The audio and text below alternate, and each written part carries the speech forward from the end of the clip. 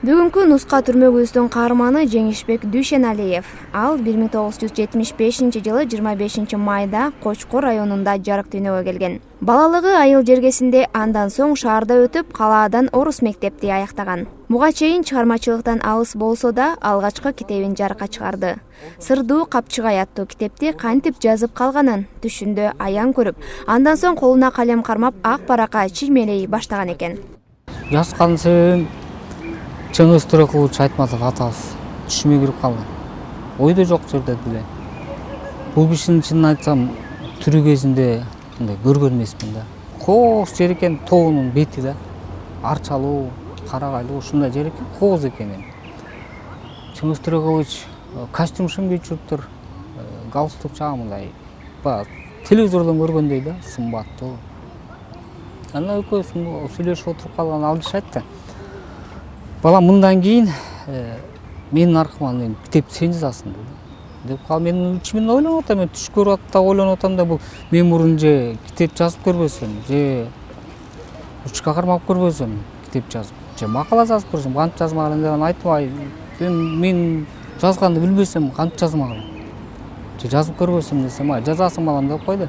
Анан мен улуу киши айтып аткандай эле макул деп кое берейинчи деп өзүмчө ойлонуп, макул деп койдум. 2 күн өткөндөн кийин кандайча бир өзүм жазгым келип, жазгым келип эле бирөө жастап аткан соң туруп, баламдын ручкасын алып, анан тиякта бир неме журнал жүрүптүр, илгерки.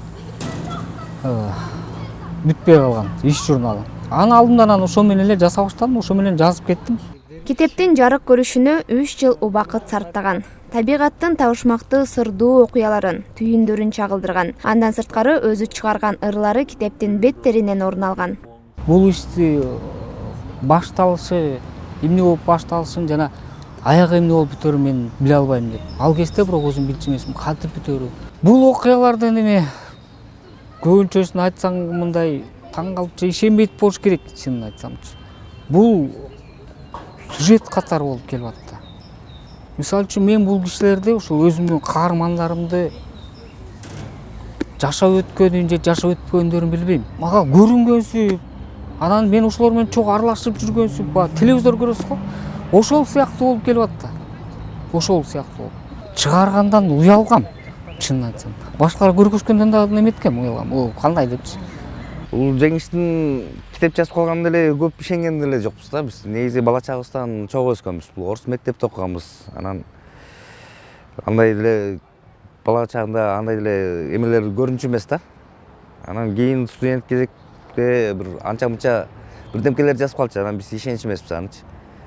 Сенден кантип эле жазуучу чыксын, акын чыксын депчи. Көп маани деле берчүбүз. Анан все равно бар творческий кишинин артык жагынан түрткүлүктүү болгондон кийин чыгарат экен да булчу. Көп деле ишенген жокпуз. Бул китеп алгачкысы болсо дагы акыркысы эмес. Анткени эргүү келип жан дүйнөсүндөгү толуп ташып турган ойлорун кагаз бетине түшүрүп жаткан учуру. Бул нерсеге кээде өзү дагы таң берип кетет. Бирок жазбай калсам кыйналып кетип атам деген каарманыбызга табигаттан белекке берилген өнөрдү улап, калемиңиз курчуй берсин демекчибиз. Алтынай Шайдылдаева, Абдумомун Журабек уулу, Таңкы СТВ.